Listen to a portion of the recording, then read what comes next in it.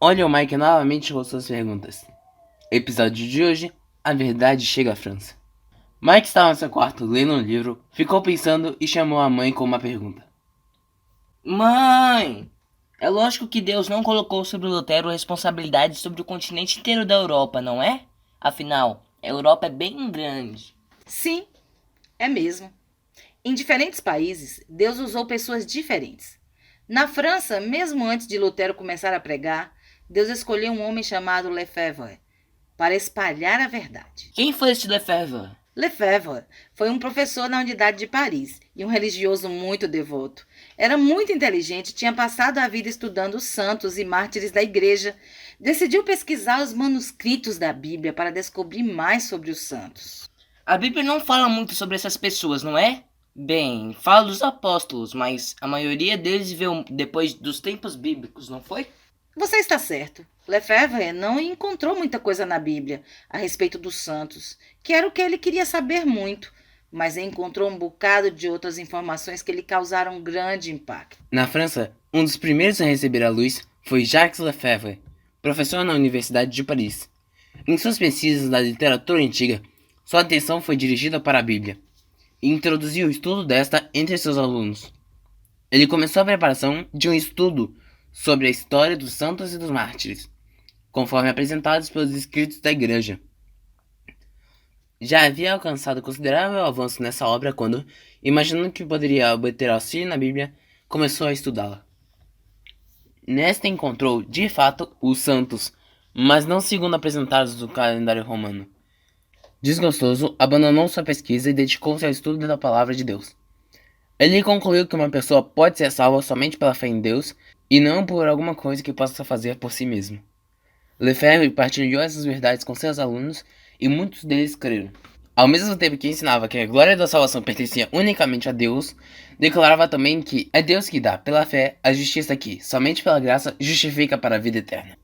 Lefebvre empreendeu a tradução do Novo Testamento. Ao mesmo tempo que a Bíblia alemã de Lutero saía do prelo em Wittenberg, era publicado o Novo Testamento em francês, em Meaux, cidade francesa. Guilherme Farel era um dos alunos do Dr. Lefebvre. Também tinha muito interesse nas histórias sobre os santos. Era parecido com Saulo no Novo Testamento, muito leal à sua igreja e rápido para julgar e perseguir qualquer um que fosse contra aquilo em que ele acreditava. Mas, quando Guilherme Farel aprendeu as coisas que o Dr. Lefebvre tinha estudado na Bíblia, fortalecia-se em Farel a convicção do pecado a qual todos os atos de penitência que realizava não conseguiam banir. Escutou as palavras de Lefebvre: a salvação é de graça. É unicamente a cruz de Cristo que abre as portas do céu e fecha as do inferno. Aceitou tudo isso como verdade. Enquanto o Dr. Lefebvre preparava a verdade a outros alunos da Universidade de Paris, sentiu que era sua tarefa pregar para o público da França. Faz sentido. Deus deve ter dado a cada homem um grupo de pessoas a quem ensinar, já que era trabalho demais para uma pessoa só. Deus é bom nisso. Mais ou menos na mesma época, outro cristão, o bispo de Meaux, descobriu as verdades encontradas na Bíblia. Partilhou-as com outros sacerdotes. E em pouco tempo, esses sacerdotes estavam ensinando as escrituras aos camponeses da França, por todo o interior. Mas não foram só os camponeses que ficaram animados com aquilo que a Bíblia ensinava. A princesa Margarete, irmã do rei da França, também apoiou o bispo de Meaux e seus ensinos. Até o rei Francisco parecia interessado às vezes, embora fosse facilmente influenciado por seus conselheiros, e para ele era difícil tomar a decisão de apoiar novos ensinos. Por que ele tinha dificuldade para tomar a decisão? Porque os reis sofrem muita pressão de várias pessoas, para um lado e para o outro. E você deve lembrar que os líderes da igreja eram muito poderosos na Europa naquela época. Outro homem que Deus chamou para ajudar a reforma se chamava Louis de Barcan. De nascimento nobre, Louis era um cavaleiro francês, muito dedicado e defensor das tradições da igreja. Mas após estudar a Bíblia com o maior afinco, se tornou um corajoso pregador da palavra de Deus e queria reformar a igreja na França, também querendo que se voltasse às verdades bíblicas. Algumas pessoas na França se referiam a ele como o segundo Lutero. Por 3 vezes, os líderes da igreja prenderam Louis e o jogaram na cadeia. Todas as vezes, o rei Francisco o tirou de lá. Louis encontrou 12 ensinos da igreja que estavam em oposição ao que a Bíblia ensina. Apresentou-os ao povo e apelou ao rei para que julgasse onde estava a verdade: na Bíblia ou nos ensinos das tradições da igreja na época. Justamente antes de o rei anunciar sua decisão, uma estátua da catedral apareceu quebrada numa esquina de Paris. Isso é obra dos seguidores de Berquin, gritava o povo enquanto o prendia. Não foi culpa de Louis de Berquin, mas foi desculpa para prendê-lo. Levaram Louis ao julgamento bem cedo naquela manhã, queimaram todos seus escritos e o executaram ao meio-dia. Louis foi ao encontro da morte com as melhores roupas e não parecia nada infeliz. Quando os seguidores do bispo voltaram a Meaux, não tiveram permissão de ensinar mais. Assim, partiram de Meaux e viajaram pela Europa toda, pregando pelo caminho. Mas desse jeito a mensagem se espalhou ainda mais em vez de ser abafada. Sim, Lefebvre foi para a Alemanha e Guilherme Farel voltou para sua casa no leste da França. Ele sabia que lá estaria mais seguro. Por essa época, outro jovem francês foi chamado a trabalhar para Deus também. Qual era o nome dele? João Calvino. João tinha sido educado como sacerdote, mas tinha um primo que era seguidor dos ideais da reforma na igreja. João escutava cuidadosamente o que seu primo dizia e pensou naquilo por longo tempo.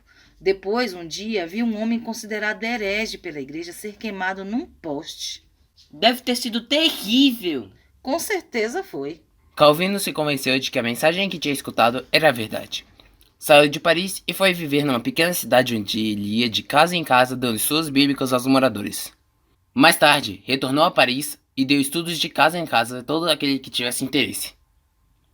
Durante algum tempo, o rei Francisco se ausentou de Paris, e assim, a princesa Margarete abriu o palácio aos pregadores das verdades bíblicas. Como eles eram proibidos de pregar nas igrejas, prepararam uma capela numa das salas do palácio e em seguida, muitos estavam falando das verdades bíblicas lá. Quando o rei voltou, permitiu inclusive que fossem construídas várias igrejas somente para pregar as mensagens bíblicas.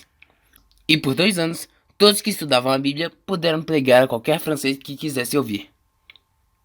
Então, um certo dia, o rei Francisco mudou de ideia e fechou as igrejas. Calvino, que se considerava seguro, estava orando em seu quarto. Alguns amigos chegaram e bateram a porta com força. Calvino! Calvino! Corra e procure um lugar seguro, disseram. Os oficiais estão chegando para prendê-lo. Calvino deu um pulo. Enquanto seus amigos conversaram com os oficiais à porta, Calvino pulou a janela e escapou em busca de segurança nos territórios governados pela princesa Margarete.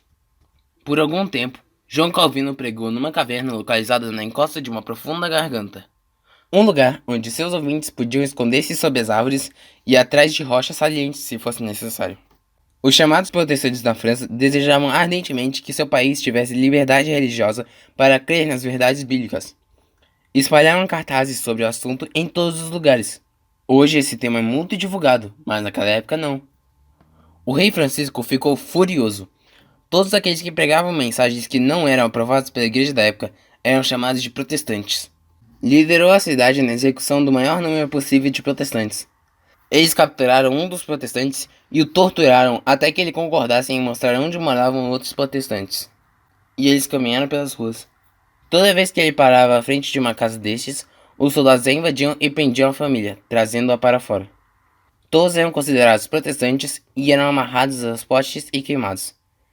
Mas iam ao martírio com alegria, assim como Hus e Jerônimo haviam feito na Boêmia, porque sabiam que Deus os amava e sabiam que só estavam querendo o direito de ter acesso a todas as informações contidas na Bíblia e a liberdade de crença. Que coragem! Que coragem. Os soldados acusaram os protestantes de planejar todos os fiéis da Igreja de Roma, subverter o governo e assassinar o rei.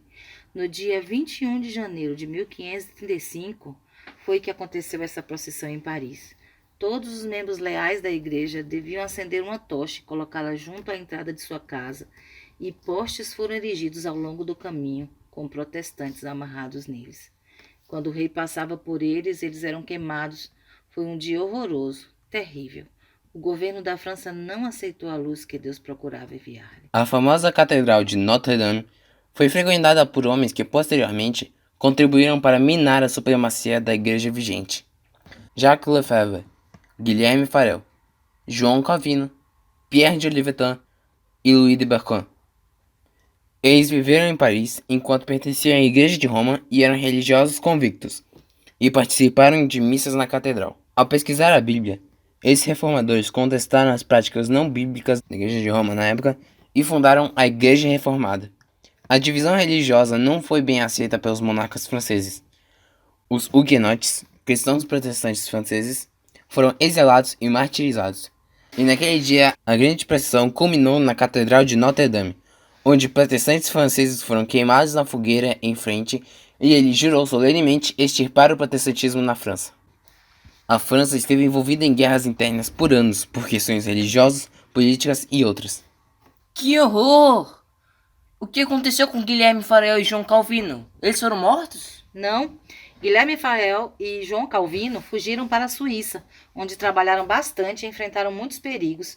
Finalmente transformaram a cidade de Genebra numa espécie de refúgio para os reformadores de toda a Europa. Bem mais tarde, os seguidores de Calvino estabeleceram a igreja presbiteriana. Nós conhecemos alguns presbiterianos. Sim, com certeza. E muitas igrejas começaram durante a reforma. E conhecemos pessoas muito dedicadas em todas elas.